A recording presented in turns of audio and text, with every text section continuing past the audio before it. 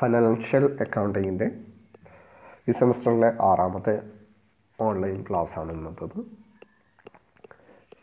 നമ്മൾ കഴിഞ്ഞ ക്ലാസ്സിൽ എക്സ്പെൻസും അതുപോലെ തന്നെ ഇൻകവും തന്നു കഴിഞ്ഞാൽ എങ്ങനെയാണ് statement of profit or loss, single entry സിസ്റ്റത്തിൽ സ്റ്റേറ്റ്മെൻറ്റ് ഓഫ് പ്രോഫിറ്റ് ആൻഡ് ലോസിലൂടെ നമുക്ക് കമ്പനിയുടെ പ്രോഫിറ്റാണോ ഗ്രോസ് പ്രോഫിറ്റും അതുപോലെ തന്നെ ഗ്രോസ് ലോസും എങ്ങനെ കണ്ടെത്താം എന്നുള്ളതിനെക്കുറിച്ചാണ് കഴിഞ്ഞ ക്ലാസ്സിൽ പഠിച്ചിട്ടുണ്ടായിരുന്നത്. ഇന്ന് നമ്മൾക്ക് പറയാനുള്ളത് statement of affairs method, which means balance sheet അല്ലേ. നമ്മൾ ഒരു കമ്പനിയുടെ ഫൈനാൻഷ്യൽ പൊസിഷൻ മനസ്സിലാക്കുന്നതിന് വേണ്ടിയിട്ടാണ് statement of affairs method use ചെയ്യുന്നത് അണ്ടർ സിംഗിൾ എൻട്രി സിസ്റ്റത്തിൽ അല്ലേ. സിംഗിൾ എൻട്രി സിസ്റ്റത്തിൽ നമ്മൾ ഉപയോഗിക്കുന്ന അല്ലെങ്കിൽ സിംഗിൾ എൻട്രി സിസ്റ്റം ഉപയോഗിക്കുന്ന കമ്പനികൾ അവരുടെ ഫൈനാൻഷ്യൽ പൊസിഷൻ മനസ്സിലാക്കുന്നതിന് വേണ്ടിയിട്ട് ഉപയോഗിക്കുന്ന ഒരു മെത്തേഡാണ് statement of affairs method. Double entry സിസ്റ്റത്തിലാണെങ്കിൽ അവർ കമ്പനിയുടെ ഫൈനാൻഷ്യൽ പൊസിഷൻ മനസ്സിലാക്കുന്നതിന് വേണ്ടിയിട്ട് ഉപയോഗിക്കുന്നത് ബാലൻസ് ഷീറ്റാണ്. അപ്പോൾ അസറ്റ്സും ലയബിലിറ്റീസും മാത്രമാണ് നമ്മൾ എന്ത് ചെയ്യുന്നത്, സിംഗിൾ എൻട്രി സിസ്റ്റത്തിന് ഫൈനാൻഷ്യൽ പൊസിഷൻ മനസ്സിലാക്കുന്നതിന് വേണ്ടിയിട്ട് സ്റ്റേറ്റ്മെൻറ്റ് ഓഫ് അഫയേഴ്സ് മെത്തേഡിൽ നമ്മൾ യൂസ് ചെയ്യുന്നത്. അപ്പോൾ നമുക്ക് പോയിന്റ് ബേസ് ആയിട്ട് പോകാം. Statement of affairs is a statement of assets and liabilities prepared under single entry system to ascertain the financial position of the business. ഒരു ബിസിനസ്സിൻ്റെ ഫൈനാൻഷ്യൽ പൊസിഷൻ മനസ്സിലാക്കുന്നതിന് വേണ്ടിയിട്ട് അസറ്റ്സും ലയബിലിറ്റീസും യൂസ് ചെയ്തുകൊണ്ട് പ്രിപ്പയർ ചെയ്യുന്ന ഒരു സ്റ്റേറ്റ്മെൻറ്റാണ് സ്റ്റേറ്റ്മെൻറ്റ് ഓഫ് അഫയേഴ്സ് എന്ന് പറയുന്നത്. In this statement, the values of assets and liabilities are estimated on the basis of available facts, figures and physical verification. ഈ ഒരു മെത്തേഡിൽ ഈ ഒരു സ്റ്റേറ്റ്മെൻറ്റ് തയ്യാറാക്കുന്നതിന് വേണ്ടിയിട്ട് അസറ്റ്സിൻ്റെയും ലയബിലിറ്റീസിൻ്റെയും കോസ്റ്റ് എഴുതുന്നത് ഫാക്ട്സ് ഫിഗേഴ്സിൻ്റെ ഇതിലായിരിക്കാം, അല്ലെങ്കിൽ ഫിസിക്കൽ വെരിഫിക്കേഷൻ്റെ ഇതിലൂടെ ആയിരിക്കാം. ഓക്കെ, അപ്പോൾ നമ്മൾ അസറ്റ്സിൻ്റെയും ലയബിലിറ്റീസിൻ്റെയും ഫൈനൽ എമൗണ്ട്സ് ആണ് സ്റ്റേറ്റ്മെൻറ്റ് ഓഫ് അഫയേഴ്സിൽ നമ്മൾ എഴുതുന്നത്. Opening statement of affairs is prepared up setting of opening capital. നമ്മൾ സ്റ്റേറ്റ്മെൻറ്റ് ഓഫ് അഫയേഴ്സ് മെത്തേഡിൽ തയ്യാറാക്കുന്നതിന് വേണ്ടിയിട്ട് നമ്മൾക്ക് തന്നിട്ടുള്ള ഇൻഫോർമേഷൻസിൽ അവിടെ ഓപ്പണിംഗ് ക്യാപിറ്റൽ തന്നിട്ടില്ലെങ്കിൽ നമ്മൾ എന്ത് ചെയ്യണം, ഓപ്പണിംഗ് സ്റ്റേറ്റ്മെൻറ്റ് ഓഫ് അഫയേഴ്സ് എന്ന് പറഞ്ഞിട്ട് ഒരെണ്ണം തയ്യാറാക്കണം. എന്തിനു വേണ്ടിയിട്ട്? ഓപ്പണിംഗ് ക്യാപിറ്റൽ കണ്ടെത്തുന്നതിന് വേണ്ടിയിട്ട്. Next is closing statement of affairs is prepared to ascertain closing capital. ഇതുപോലെ തന്നെ നമ്മളുടെ ഇൻഫോർമേഷനിൽ നമ്മുടെ ക്വസ്റ്റ്യനിൽ ക്ലോസിംഗ് ക്യാപിറ്റൽ തന്നിട്ടില്ലെങ്കിൽ നമ്മൾ statement of affairs of closing capital to find out closing capital കണ്ടെത്തുന്നതിന് വേണ്ടിയിട്ട് സ്റ്റേറ്റ്മെൻറ്റ് ഓഫ് അഫയേഴ്സ് നമ്മൾ എന്ത് ചെയ്യണം, പ്രിപ്പയർ ചെയ്യണം. ക്ലോസിംഗ് ബാലൻസ് വെച്ചിട്ട് ഒരു അക്കൗണ്ടിങ് ഇയറിൻ്റെ ക്ലോസിംഗ് ബാലൻസ് വെച്ചിട്ടാണ് ക്ലോസിംഗ് ക്യാപിറ്റൽ നമ്മൾ കണ്ടെത്തേണ്ടത്. അതുപോലെ തന്നെ ഒരു അക്കൗണ്ടിങ് പീരീഡിൻ്റെ ഓപ്പണിംഗ് ബാലൻസ് നമ്മുടെ ഒരു അക്കൗണ്ടിങ് പീരീഡിൽ എത്രയാണോ നമ്മുടെ കയ്യിൽ തുടങ്ങുമ്പോൾ ഉള്ള cash in hand, cash at bank, ഇതെല്ലാം വെച്ചുകൊണ്ടാണ് നമ്മൾ എന്ത് ചെയ്യുന്നത്, ഓപ്പണിംഗ് ക്യാപിറ്റൽ കണ്ടെത്തുന്നത്. ഓക്കെ,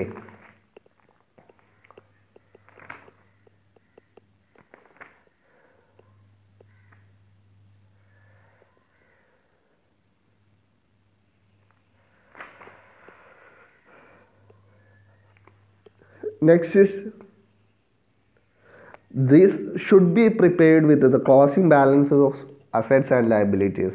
നമ്മൾ ഇത് രണ്ടും നേരത്തെ പറഞ്ഞ statement of affairs of to find out closing capital, statement of affairs to find out opening ക്യാപിറ്റലും പ്രിപ്പയർ ചെയ്യുന്നത്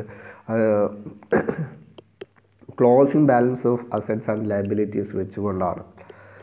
this prepared after taking into consideration depreciation, provision for doubtful debts, outstanding expenses, prepaid expenses.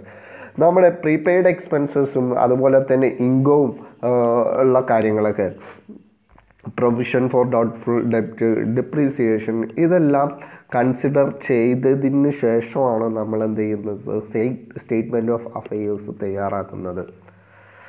Next is on the liability side of the balance sheet, net profit should be added to opening capital. Liability side statement of അഫയേഴ്സിൻ്റെ liability സൈഡിൽ നമ്മൾ net profit എന്ത് ചെയ്യണം, opening ക്യാപിറ്റലിൻ്റെ കൂടെ add ചെയ്യണം എന്നുള്ളതാണ്. Okay,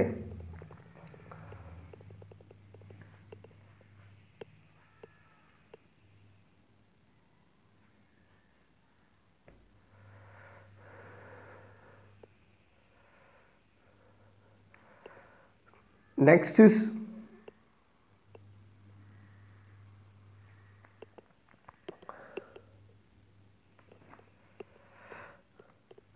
capital introduced during the year should be added to opening capital. നമ്മൾ കഴിഞ്ഞ സ്റ്റേറ്റ്മെൻറ്റ് ഓഫ് അഫയേഴ്സ് മെത്തേഡിലല്ല, സ്റ്റേറ്റ്മെൻറ്റ് ഓഫ് പ്രോഫിറ്റ് ആൻഡ് ലോസിൽ നമ്മൾ ചെയ്തിട്ടുണ്ടായിരുന്നു. ഓപ്പണിംഗ് ക്യാപിറ്റലിൻ്റെ കൂടെ എന്ത് ക്യാപിറ്റൽ ഇൻട്രൊഡ്യൂസ് ഓപ്പണിംഗ് ക്യാപിറ്റലിൻ്റെ കൂടെ നമ്മൾ എന്ത് ചെയ്യണം, ആ ഒരു അക്കൗണ്ടിങ് ഇയറിൽ ആഡ് ചെയ്തിട്ടുള്ള അഡീഷണൽ ക്യാപിറ്റൽ എന്ത് ചെയ്യണം, ആഡ് ചെയ്യണം എന്നുള്ളത്. That should be deducted. അത് ഡിഡക്റ്റ് ചെയ്യണം എവിടെ നിന്ന്, ക്ലോസിംഗ് ക്യാപിറ്റലിൽ നിന്ന് ഡിഡക്റ്റും ചെയ്യണം. The resultant amount is closing capital. അതിൽ നിന്ന് കിട്ടുന്നതാണ് നമ്മൾക്ക് എന്ത്, closing capital. This is shown in the liability side of the balance sheet. അപ്പോൾ ഇത് നമ്മൾ ഓപ്പണിംഗ് ക്യാപിറ്റൽ എവിടെ കാണിക്കുന്നത്, ലയബിലിറ്റി സൈഡ് ഓഫ് ദ എവിടെ, ലയബിലിറ്റി സൈഡ് ഓഫ് എന്തിൻ്റെ കൂടെ,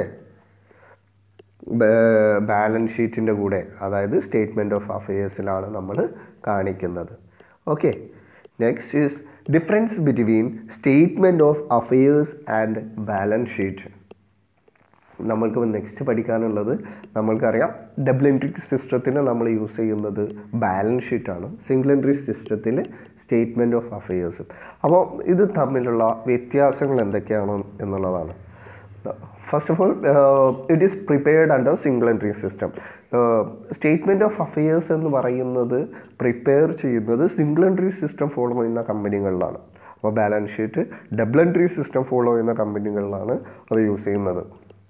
The values of assets and liabilities shown in this statement are taken partly from actual records and partly from estimates. Statement of affairs തയ്യാറാക്കുമ്പോൾ നമ്മൾ ലയബിലിറ്റീസിൻ്റെയും അസറ്റ്സിൻ്റെയും value കണക്കാക്കുന്നത്, അല്ലെങ്കിൽ അതിന് amount എഴുതുന്നത് actual റെക്കോർഡിൽ നിന്നോ അല്ലെങ്കിൽ അതേപോലെ തന്നെ എസ്റ്റിമേറ്റിൽ നിന്നോ ആണ്. ബാലൻസ് ഷീറ്റിൽ the values of assets and liabilities are shown in the statement are taken from actual records only. അവിടെ ബാലൻസ് ഷീറ്റിൽ ആക്ച്വൽ റെക്കോർഡ്സിൽ നിന്ന് മാത്രമേ നമ്മൾ എന്ത് ചെയ്യുള്ളൂ, ബാലൻസ് ഷീറ്റിൻ്റെ അസറ്റ് സൈഡിലെയും ലയബിലിറ്റി സൈഡിലെയും ട്രാൻസാക്ഷൻസിൻ്റെ അല്ലെങ്കിൽ എല്ലാത്തിൻ്റെയും amounts എഴുതുകയുള്ളൂ. The financial position of as shown by this statement is not reliable. Statement of അഫയേഴ്സിലൂടെ നമുക്ക് കിട്ടുന്ന ഫൈനാൻഷ്യൽ പൊസിഷൻ എന്ന് പറയുന്നത് റിലയബിൾ ആയിട്ടുള്ളൊന്നല്ല എന്നാണ് പറയുന്നത്. ബട്ട് ഇൻ ബാലൻസ് ഷീറ്റിലൂടെ നമുക്ക് കിട്ടുന്നത് അതാണ് റിലയബിൾ ആയിട്ടുള്ള financial position of a firm എന്ന് പറയുന്നത്. നെക്സ്റ്റ് ഇസ് സ്റ്റേറ്റ്മെൻറ്റ് ഓഫ് അഫയേഴ്സിൽ it is prepared to find out capital and the profit or loss. Statement of affairs കൂടുതലും നമ്മൾ തയ്യാറാക്കുന്നത് ക്യാപിറ്റൽ ഫൈൻഡ് ഔട്ട് ചെയ്യുന്നതിന് വേണ്ടിയിട്ടും അതേപോലെ തന്നെ പ്രോഫിറ്റ് ആണോ ലോസ് ആണോ എന്നുള്ളത് ഫൈൻഡ് ഔട്ട് ചെയ്യുന്നതിന് വേണ്ടിയിട്ട് മാത്രമാണ്. പക്ഷേ balance sheet it is ascertain the financial position of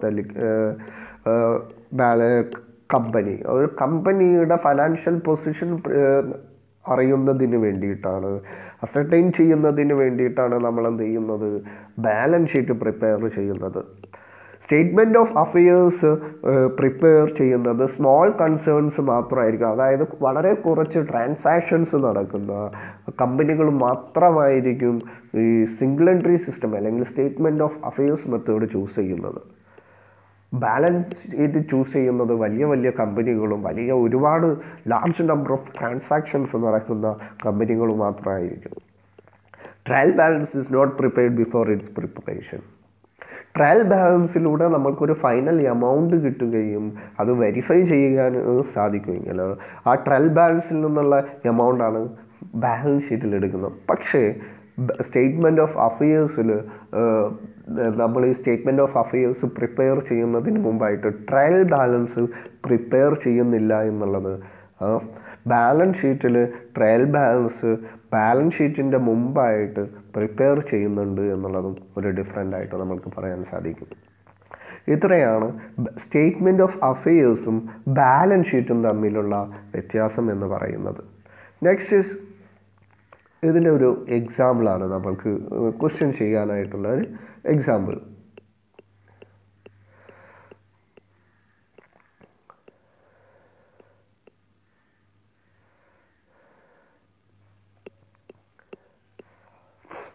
Okay.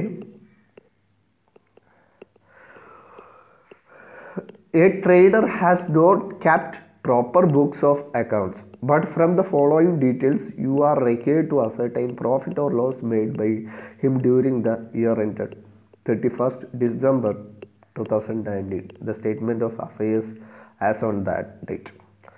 നമ്മൾ ഒരു ട്രേഡർ അദ്ദേഹം പ്രോപ്പറായിട്ടുള്ള ഒരു ബുക്ക് ഓഫ് അക്കൗണ്ട്സ് പ്രിപ്പയർ എന്ത് ചെയ്യുന്നില്ല, പ്രോപ്പറായിട്ട് സൂക്ഷിക്കുന്നില്ല. പക്ഷേ നമ്മൾക്ക് ഒരു കുറച്ച് ഇൻഫോർമേഷൻസ് തന്നിട്ടുണ്ട്, അതിൽ നിന്ന് പ്രോഫിറ്റ് ആണോ ലോസ് ആണോ എന്ന് കണ്ടെത്തുകയും അതോടൊപ്പം തന്നെ അദ്ദേഹത്തിൻ്റെ statement of affairs, balance sheet, financial position അറിയുന്നതിന് വേണ്ടിയിട്ട് ബാലൻസ് ഷീറ്റ് പ്രിപ്പയർ ചെയ്യുകയും വേണം. അപ്പോൾ നമുക്ക് 2 ബാലൻസ് തന്നിട്ടുണ്ട്. നമുക്ക് തന്നിട്ടുള്ളത് അസറ്റ്സും ലയബിലിറ്റീസും മാത്രമാണ്. ഇവിടെ നമ്മൾക്ക് ഓപ്പണിംഗ് ക്യാപിറ്റലും അതേപോലെ തന്നെ ക്ലോസിംഗ് ക്യാപിറ്റലും തന്നിട്ടുമില്ല. അപ്പോൾ നമ്മൾക്ക് എന്തൊക്കെയാണ് തന്നിട്ടുള്ള ഇൻഫോർമേഷൻസ് എന്ന് നോക്കാം.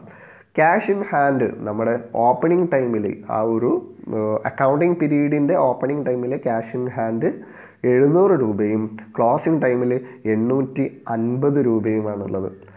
ക്യാഷ് അറ്റ് ബാങ്ക്, അപ്പോൾ ക്യാഷ് ഇൻ ഹാൻഡ് എന്താണ്, അസറ്റാണ്. ക്യാഷ് അറ്റ് ബാങ്കും അസറ്റാണ്. അതിൻ്റെ ഓപ്പണിംഗ് ബാലൻസ് എന്ന് പറയുന്നത് 2500 ആണ്. ക്ലോസിംഗ് ബാലൻസ് എന്ന് പറയുന്നത് 3000 ആണ്. സ്റ്റോക്ക് ഇൻ ട്രേഡ് അസറ്റാണ്. ക്ലോസിംഗ് ബാലൻസ്, ഓപ്പണിംഗ് ബാലൻസ് 25,000ഉം അതേപോലെ തന്നെ ക്ലോസിംഗ് ബാലൻസ് എന്ന് പറയുന്നത് 30,000ഉമാണ്. Sundry debtors 30,000, 40,000. Sundry creditors 15,000, 12,000. Plant and machinery 80,000, 1 lakh. Furniture and fixtures 30,000 and 25,000. അപ്പോൾ ഇത് വെച്ചുകൊണ്ട് നമ്മൾക്ക് എന്ത് ചെയ്യണം, ഓപ്പണിംഗ് ക്യാപിറ്റലും ക്ലോസിംഗ് ക്യാപിറ്റലും കണ്ടെത്തണം. നമ്മൾക്ക് അഡീഷണൽ ആയിട്ട് നമ്മൾക്കൊരു ഇൻഫോർമേഷൻസ് തന്നിട്ടുണ്ട്. During the year trader has withdrawn 2,000 per month to meet his family obligations. ഒരു മാസത്തിൽ 2000 രൂപ വെച്ചിട്ട് ഈ ഒരു ഇയറിൽ നമ്മളെ പ്രൊപ്പറേറ്റർ എന്ത് ചെയ്തിട്ടുണ്ട്, 2000 രൂപ വെച്ചിട്ട് ഒരു മാസം വിഡ്രോ ചെയ്തിട്ടുണ്ട്. ഡിപ്രീസിയേറ്റ്, അപ്പോൾ ഒരു ഡിപ്രീസിയേഷൻ എന്ന് പറയുന്നത് എത്രയായിട്ട് വരും, ഡ്രോയിങ്സ് 12 മാസമുണ്ട്, അപ്പോൾ 24,000 വരും അല്ലേ. ഡിപ്രീഷിയേറ്റ് പ്ലാന്റ് ആൻഡ് മെഷീനറിയിൽ 10% എന്ത് ചെയ്യുന്നുണ്ട്, ഡിപ്രീസിയേഷൻ ഉണ്ട്. അപ്പോൾ നമ്മൾ പ്ലാന്റ് ആൻഡ് മെഷീനറിയുടെ ടോട്ടൽ എമൗണ്ടിൽ നിന്ന് എന്ത് ചെയ്യണം, ലാസ്റ്റ് ക്ലോസിംഗ് ബാലൻസിൽ നിന്ന് എത്ര ചെയ്യണം, 10% ഡിപ്രീസിയേറ്റ് ചെയ്യണം.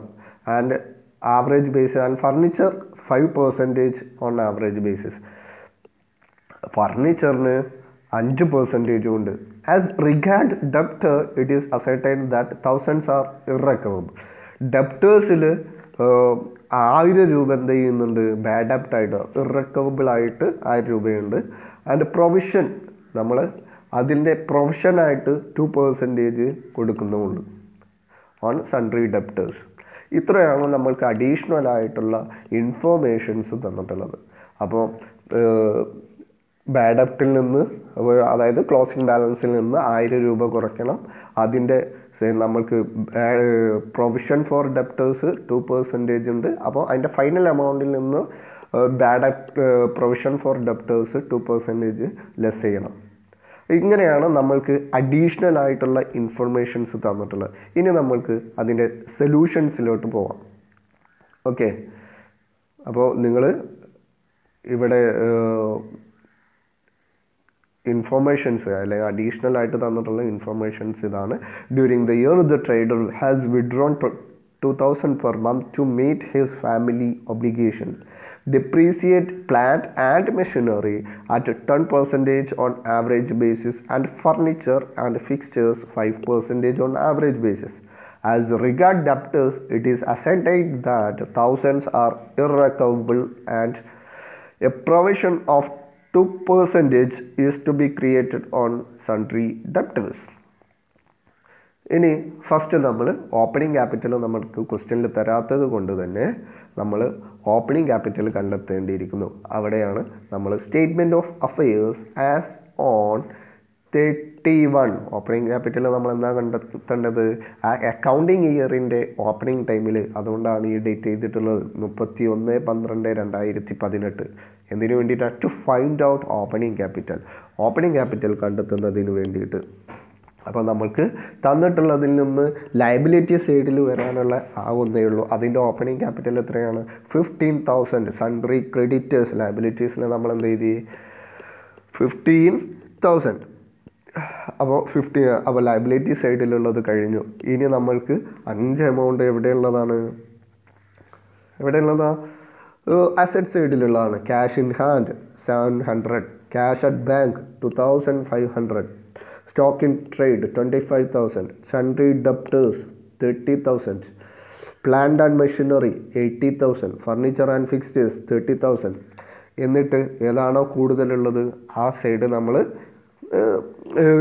കൂട്ടുന്നു അല്ലേ? അപ്പോൾ നമ്മൾക്ക് 1,68,200 കിട്ടും. 1,68,200. എന്നിട്ട് ലയബിലിറ്റി സൈഡിലുള്ള 50,000 നമ്മൾക്ക് കുറച്ച് കഴിഞ്ഞാൽ ഓപ്പണിംഗ് ക്യാപിറ്റൽ നമ്മൾക്ക് എന്ത് കിട്ടും? അപ്പോൾ ഓപ്പണിംഗ് ക്യാപിറ്റൽ എത്രയാണ്?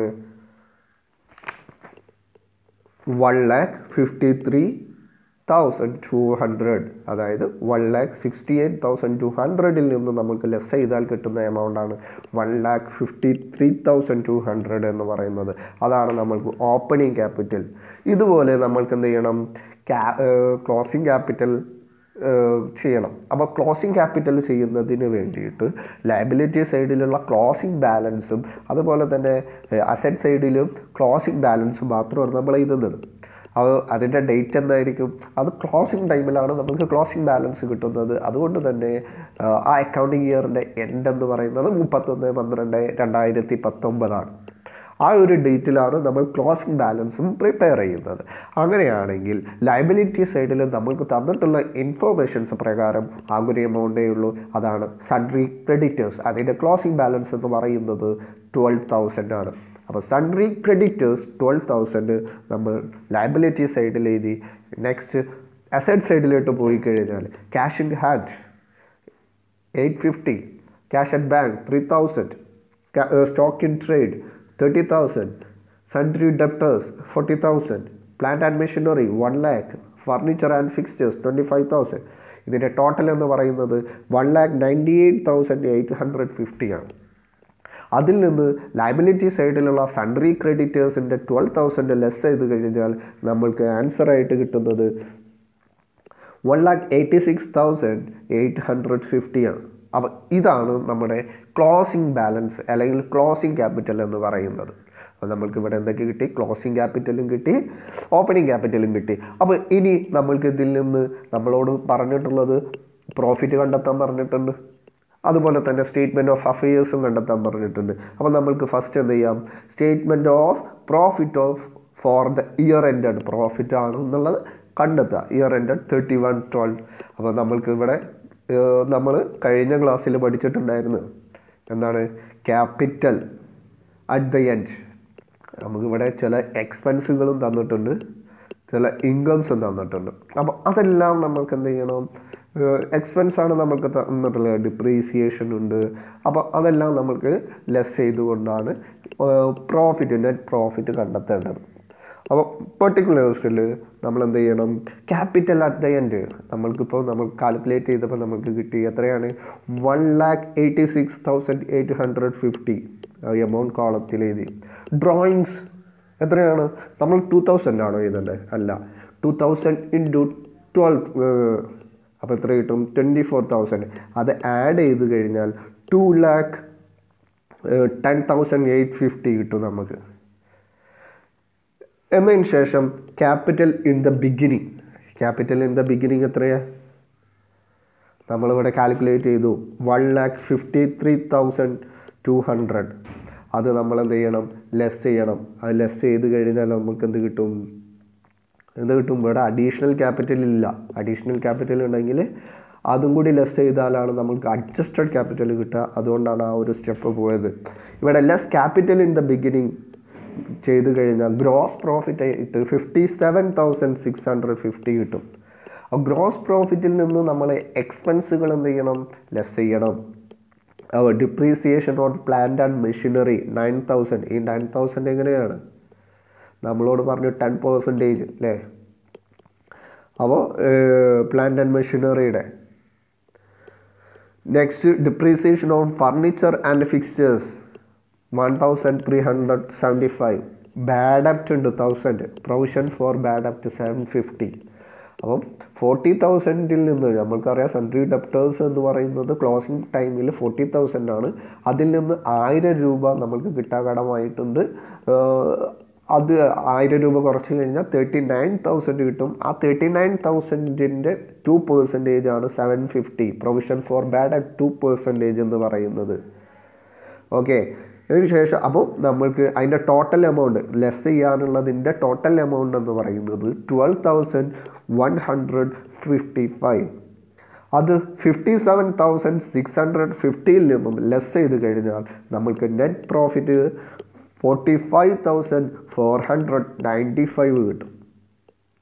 ഓക്കെ, എന്നതിന് ശേഷം നമ്മൾക്ക് എന്ത് ചെയ്യണം, ഇപ്പം നമ്മൾക്ക് നെറ്റ് പ്രോഫിറ്റ് കിട്ടി. എത്രയാണ് കിട്ടിയത്, 45,495. ഇനി നമ്മളുടെ ക്വസ്റ്റ്യനിൽ നമ്മളോട് ഒന്നുകൂടി പറയുന്നുണ്ട് സ്റ്റേറ്റ്മെൻറ്റ് ഓഫ് അഫയേഴ്സ് തയ്യാറാക്കാൻ. ഇന്നത്തെ നമ്മുടെ ടോപ്പിക്കിലോട്ട് വരികയാണ് അല്ലേ. ഇതുവരെ ചെയ്തതൊക്കെ നമ്മൾ കഴിഞ്ഞ ക്ലാസ്സിലൊക്കെ ചെയ്തിട്ടുണ്ടായിരുന്നു.